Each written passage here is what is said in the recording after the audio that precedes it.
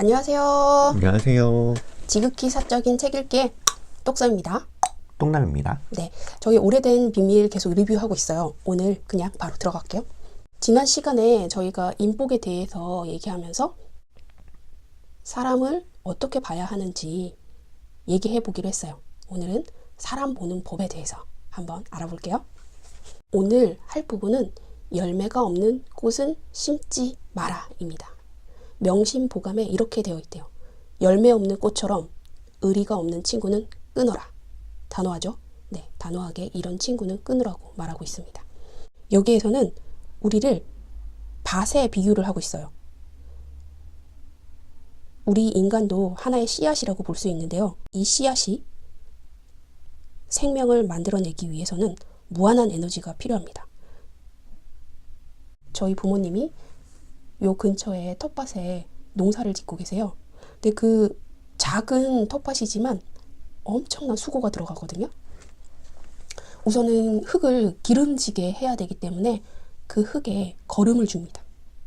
그리고 거기에 정성 들여서 씨앗을 심고요.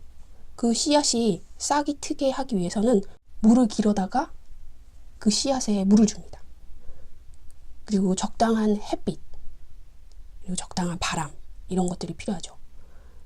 자연의 힘도 필요하지만 저희 부모님이 또 벌레가 생길까봐, 진딧물 같은 게 생길까봐 수시로 가서 살펴보고 그 진딧물이나 벌레를 잡아주곤 합니다. 농사를 짓는 저희 부모님들은 항상 이렇게 말씀하세요. 그냥 사 먹는 게 돈 버는 거다. 농사 지으면 내가 들인 수고에 비해서 그 가치가 인정받지 못한다고 얘기를 합니다. 하물며 농사도 이러한데요. 우리 사람은 어떨까요? 우리 사람은 하나의 씨앗이라고 비유할 수 있어요. 우리 사람이 온전하게 제대로 크기 위해서는요. 우리도 우리의 밭을 잘 관리해야 합니다. 나의 꽃밭을 잘 관리하려면 인복이 중요합니다. 즉, 인복을 잘 관리할 수 있어야 합니다. 인복이 씨앗인가요? 나는 꽃밭을 운영하는 사람이고요. 내 밭에 좋은 꽃들이 자라게끔 관리를 해줘야 되고 인복, 복이 있는 씨앗이 들어와서 내 밭에서 꽃을 피울 수 있게 해줘야 합니다. 인복이 씨앗이라고 할 수 있죠. 네. 인복이 좋은 사람의 꽃밭에는 향기롭고 예쁜 꽃들이 가득하고 인복이 나쁜 사람의 꽃밭은 죽은 꽃들만 흩날리는 황무지와 다를 바가 없대요. 그러면 이 인복을 좌우하게 되는 건 무엇일까요? 그건 열매가 있는 꽃을 제대로 알아보는 안목이 중요하다고 합니다. 그 다음에 양지 바른 곳에다 제때 충분한 물을 주며 소중하게 보살피는 게 중요하다고 합니다. 여기서 말하는 열매가 있는 꽃은 뭐 금전적인 대가나 보상을 의미하는 건 아닙니다. 지난 시간에도 얘기했지만 긍정적인 에너지를 주고받는 것, 이것이 물질적인 것보다 더 중요하다고 합니다. 네. 사람은 정신적이거나 물질적이건 자기에게 베푸는 사람에게 더 잘해주려는 마음이 있습니다. 이게 인지상정이죠. 그렇죠. 그러면 나는 받았으니까 다시 주는 거죠. 더 많은 것을 주려고 합니다.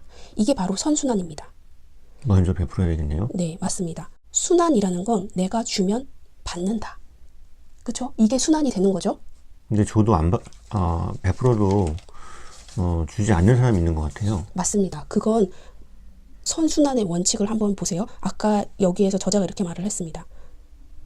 사람은 나한테 베풀어야 나한테 베푸는 사람에게 더 잘해주려고 하는 마음이 있습니다. 네. 자, 그러면 내가 내 입장에서 볼게요. 먼저 주어야 합니다. 그리고 후에 돌려받아야 합니다. 이게 바로 선순환입니다. 그런데 여기에서 줄 때는 돌려받을 생각을 하지 않고 대가 없이 주어야 합니다. 그게 중요한 포인트네요. 네, 그런데 돌려받지 못하면 다시 난 이렇게 줬는데 계속 주는 관계가 되면 그때는 그 순환을 끊어야 됩니다. 몇 번 정도 하다가 그렇게 해야 되나요? 그것까지는 모르겠고요. 서로 주고받으며 관계를 맺는 것이 건강하고 자연스러운 겁니다. 예수님처럼 계속 주어야 하는 단계까지 올라가면 몰라도요. 기본적으로 우리의 사람은 이렇게 인지상정입니다. 그렇다면 우리가 물질적인 걸 줄 수도 있지만 마음을 줄 수도 있고 그럼요. 또 용서를 해줄 수도 있는 건데 네.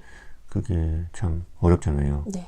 근데 그걸 했을 때 그런 즉각적인 또 반응이 없으면 더 힘들고 지치고 그런 것 같아요. 네. 우선은 선순환이라고 했는데 이거는 에너지잖아요. 네. 물질적인 거야 눈에 보이는 거니까 금방 알 수 있지만 정신적인 건 자기만 알 수 있습니다. 나의 에너지 차원에서. 그건 자신의 느낌에 따라야겠죠. 여기서 이렇게 말을 합니다. 보이시나요? 열매가 없는 꽃의 씨앗은 당신의 꽃밭으로 들어오는 경우가 있을 수 있습니다. 이때는 정중하게 사양하는 마음으로 관심을 거두어야 합니다. 햇빛과 물도 낭비해서는 안 됩니다. 닭이 스스로 다른 꽃밭을 찾아가도록 버려두어야 합니다. 이런 일로 인해 조금이라도 미안해하거나 죄책감을 가질 필요조차 없습니다. 네. 다시 한번 풀어주시겠어요? 당신 꽃밭에 네. 선순환 구조를 가지지 않는 사람이 들어왔어요. 네, 이랬을 경우 당신은 관심을 거두어야 합니다. 그에게 햇빛과 물도 주어서는 안 됩니다. 그가 다른 꽃밭을 찾아가도록 내버려 두어야 합니다. 이때 조금이라도 미안해하거나 죄책감을 가질 필요가 없다는 뜻입니다. 근데 불행하게도 그 사람은 계속 봐야 되고 그게 어떻게 보면은 혈연일 수도 있고 지연일 수도 있고 그렇잖아요. 그럴 땐 어떻게 해야 할까요? 여기에서 그런 부분이 나와요. 예를 들어 가족이나 가까운 사람 같은 경우에는 아예 안 볼 수가 없잖아요. 그랬을 경우에는 멀리 해야 합니다. 되도록. 가족이라도 멀리 할 수 있잖아요. 제가 그 부분을 한번 찾아보겠습니다. 그 부분이 이제 악연을 현명하게 다스리는 방법에 나오는데요. 솔직히 가족 중에도 악연이 있습니다. 저는 악연이 있다고 믿습니다. 그럴 경우에 그 악연은 나의 에너지만 갉아먹고 나의 에너지만 빨아먹는 뱀파이어 같은 존재죠. 그랬을 경우에 그러면 그 사람을 만났을 때 내가 그런 상태를 느낀다면 계속 만나야 될까요? 서로 피할 수 없는 관계라면 어쩔 수 없이 보지만 되도록 멀리 하셔야 됩니다. 그리고 가급적 그런 사람을 피하셔야 됩니다. 일단 끊기 힘든 악연이라면 반드시 일정한 거리를 유지하고 지내야 합니다. 네. 이 부분은 다음에 한번 리뷰할 때 좀 더 자세하게 자세하게 리뷰를 해드리겠습니다. 네. 그러면 여기서 우리 궁금한 게 있을 것 같아요. 그럼 도대체 인복이 없는 사람은 어떻게 알아볼까요? 느낌적인 느낌으로 알까요? 여기서 어린 왕자를 한번 소개해드리고 싶어요. 어린 왕자가 굉장히 좋은 책인데 저희가 그 진리를 보지 못하고 단순히 어린이들이 보는 동화, 어린이들이 읽는 책으로만 생각하기 쉽거든요. 그런데 여기에 굉장히 진리가 숨겨져 있습니다. 한번 볼게요. 어린 왕자가 사는 별은 굉장히 작아요. 얼마나 작냐면요. 바오밥 나무가 3그루만 있어도 이렇게 별이 없어질 정도로 엄청 작은 별입니다.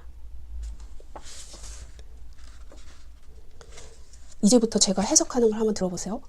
어린 왕자가 사는 작은 별은 바로 우리 자신입니다. 우리의 마음의 밭입니다. 우리의 꽃밭입니다. 어린 왕자가 사는 별에는 씨앗들이 많이 날아와요. 그 중에 날아오는 씨앗 중에는 좋은 씨앗도 있지만 나쁜 씨앗도 있다고 합니다. 그 나쁜 씨앗 중에 가장 대표적인 게 아까 말씀드렸던 바오밥 나무의 씨앗입니다. 좋은 풀과 나쁜 풀이 있어요. 그렇죠? 어린 왕자가 사는 별은 작기 때문에 좋은 풀과 나쁜 풀이 있어요.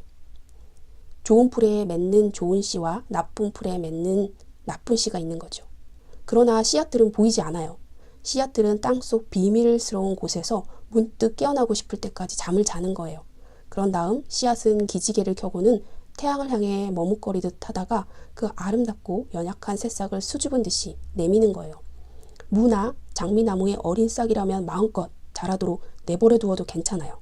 그러나 나쁜 식물의 싹이라면 발견 즉시 뽑아버려야 해요. 그런데 어린 왕자 별에는 무서운 씨가 있었대요. 바로 바오밥 나무의 씨였어요. 그 별의 흙엔 바오밥 나무 씨 투성이었대요. 바오밥 나무는 너무 늦게 손을 쓰면 그때 정말 없애버릴 수 없잖아요. 나무가 온 별을 다 차지하고 나무 뿌리는 별 깊숙이 구멍을 뚫는 거예요. 게다가 별은 너무 작은데 바오밥 나무가 너무 많으면 산산조각 날지도 몰라요. 그래서 어린 왕자는 어떻게 해야 할까요? 네, 어린 왕자는 바오밥 나무가 어렸을 때는 장미나무와 비슷하지만 구별할 수 있게 되면 즉시 뽑아버려야 해요. 귀찮은 일이지만 그게 쉬운 일이에요.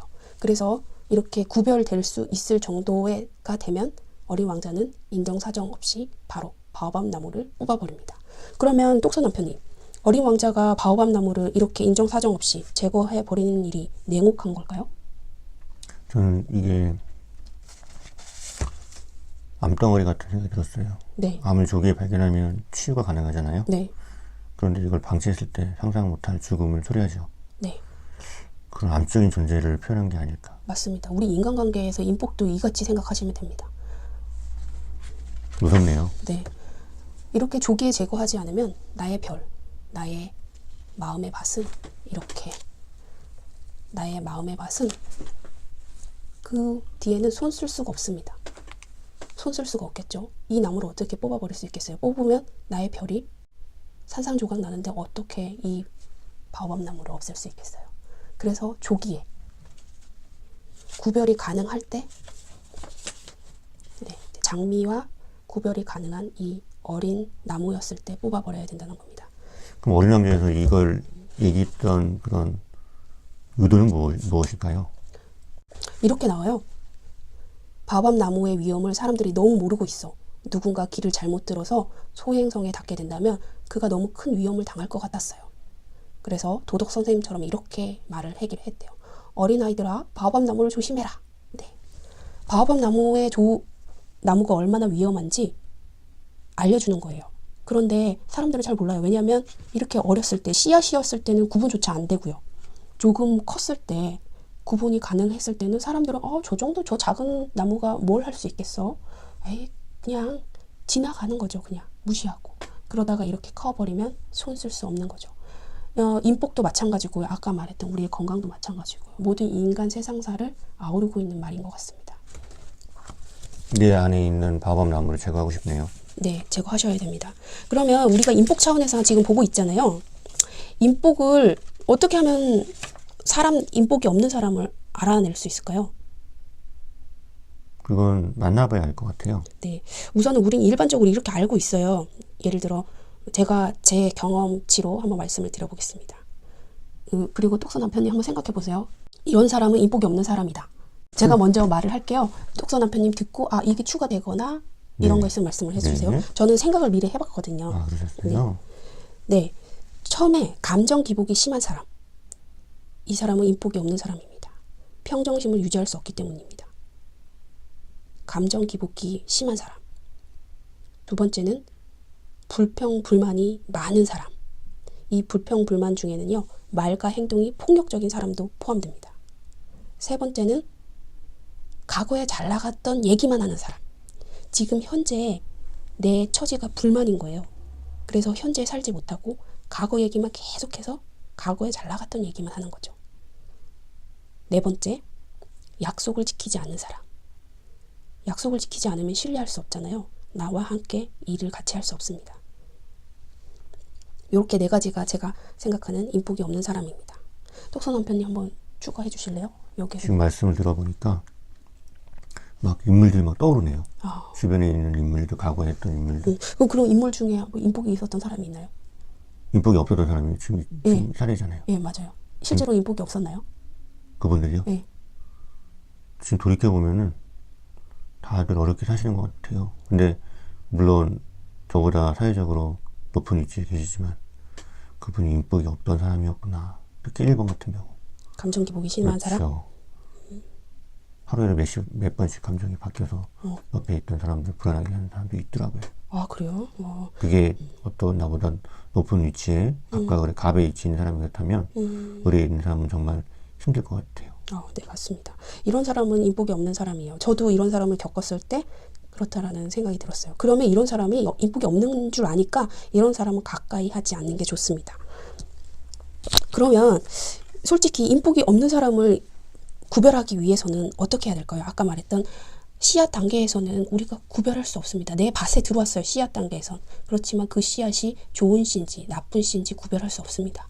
어느 정도 새싹을 틔웠을 때. 겪어봐야 되겠네요. 네. 바오밥 나무가 어느 정도 어린 싹이 됐을 때 장미랑 구분이 가능해서 어린 왕자가 제거해 버렸듯이 구별을 해야 되는데 그러려면 겪어봐야 됩니다. 아까 말씀하셨던 것처럼. 그러면 겪어볼 때 그냥 바보처럼 온전히 내 몸으로 겪을 필요는 없습니다. 어떻게 해야 되냐면요. 관찰을 하셔야 됩니다. 첫 번째. 객관적으로 관찰을 하셔야 됩니다. 근데 이때 객관적인 관찰자 시점으로 봐야 되는데요. 내 친구니까, 내 가족이니까, 나한테 잘해주니까 이런 주관적인 감정으로 보시면 절대 객관적으로 바라볼 수 없습니다. 지켜보는 나 있죠, 우리. 네. 제3자적 입장에서 그 사람을 지켜봐야 됩니다. 지켜보는 나가. 내 가족이니까 팔이 안으로 굽죠? 아닙니다. 이때는 그냥 객관적으로 보셔야 됩니다. 아까 말했던 인복이 없는 사람의 행동에 들어가는지. 인복이 없는 사람은 변화될 수 없을까요? 변화될 수 있습니다. 나의 밭에서는 인복이 없지만 다른 밭에 가면 그 사람의 재능과 그 사람의 능력을 꽃피워서 좋은 씨로 탈바꿈될 수 있습니다. 바오밥 나무 같은 그런 사람이 말이죠. 예를 들어볼까요?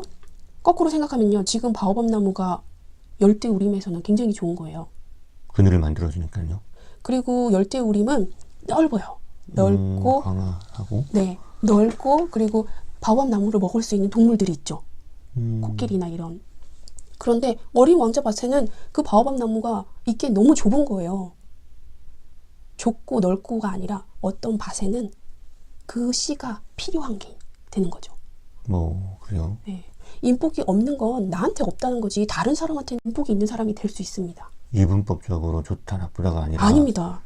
그래서 나한테 그 사람하고 나하고는 궁합이 안 맞는 거예요. 그 사람하고 나하고 궁합이 안 맞을 뿐이지 다른 사람하고는 궁합이 맞을 수도 있습니다. 근데 아까 사례로 들었던 4가지 정도 보셨잖아요. 네. 근데 그런 건 일반적으로 다 안 좋은 씨앗, 안 좋은 성향의 사람으로 저희가 다 인식을 하는데 그런 사람들이 다른 데 가서는 좋게 대접받는다? 그건 좀 앞뒤가 안 맞는 것 같은데요. 아, 이렇게 저는 진짜 깜짝 놀랐는데요. 나한테는 약속을 안 지켰던 사람이 다른 사람한테는 약속을 지키더라고요. 나하고 한 약속은 함부로 대하는데 다른 사람하고 약속은 철두철미하게 지키는 사람을 봤습니다. 왜 그럴까요? 자기의 필요성에 의해서 자기가 잘 보여야 될 사람, 자기한테 이익이 되는 사람에겐 그렇게 행동하지 않았을까요? 예, 그러니까 이 사람이 행동하는 게 나한테만 그럴 수 있습니다. 예를 들어볼까요? 친구를 만났어요. 근데 친구가 직장 상사에 대해서 불평불만을 합니다. 친구는 나한테 그냥 마음 편하게 불평불만을 하는 거예요. 그렇지만 이 친구가 다른 곳에 가서도 직장 내에서도 그런 불평불만을 할까요? 할 수도 있겠네요. 직장 내에서랑 또 친구의 관계랑 또 다릅니다. 네, 그렇죠. 사람은 다 상황 속의 인간이니까요. 네, 그러니까 나한테 보여지는 모습만 생각하시면 돼요. A라는 사람이요. 나한테 보여지는 모습과 또 직장에서 보여지는 모습, 가정에서 보여지는 모습이 다 다릅니다. 네, 알겠습니다. 그런 의미라면 알겠습니다. 네. 어디까지 했죠? 죄송합니다. 제가 흐름을 끊었네요. 네. 그러면 인복 없는 사람을 어떻게 구별해야 되느냐? 첫 번째로 객관적으로 관찰자 시점에서 바라봐야 된다고 했습니다. 내 친구니까, 내 가족이니까, 나한테 잘해주니까 이런 감정 어린 시선으로 보지 마시고요. 객관적으로 보십시오. 두 번째, 아까 그 다음에 경험을 해봐야 합니다. 객관적으로 관찰을 해봤어요. 객관적으로 관찰을 해본 결과 저 사람은 인복이 없는 사람이구나 라고 판단이 되면 물러나야 됩니다. 그런데 객관적으로 지켜봤을 때 괜찮았어요. 그러면 이제 그 사람하고 관계를 맺는 거죠. 관계를 맺으면서 그 경험을 통해서 또다시 배워야 됩니다. 객관적으로 봤을 때 정말 괜찮았어요. 이 친구하고 관계를 맺을 때요. 그 친구를 봤을 때 굉장히 열정적이었고 목소리도 크고 유머도 있었고 뭔가 일을 할 때 되게 진취적으로 잘할 것 같았어요. 그런데 실제로 일을 해보니까 책임감이 없는 거예요. 자기가 해야 할 분량을 해오지 않았어요. 신뢰할 수가 없었죠. 그때 알았어요.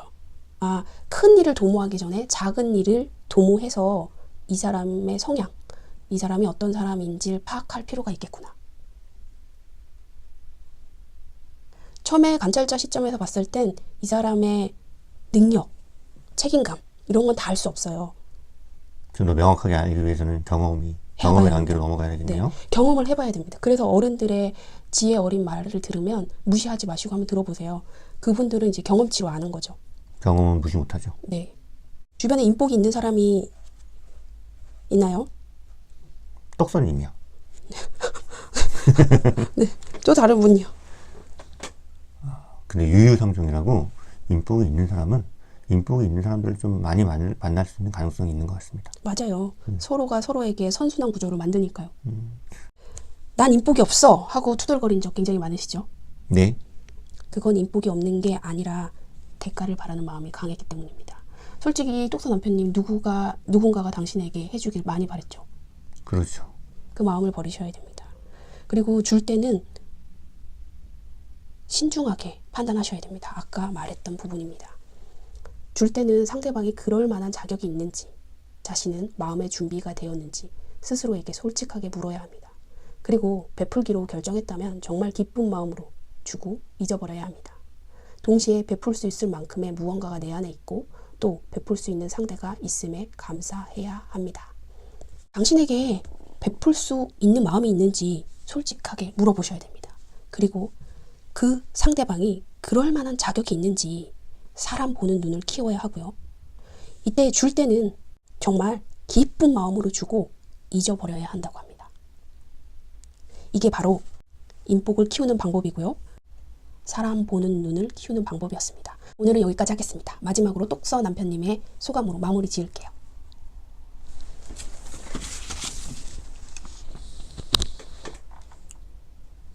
복, 인복도 복입니다. 복은 내가 빚고 짓고 만든다는 거, 그리고 그걸 같이 배가시킬 수 있는 사람과 교류를 해야 되겠다.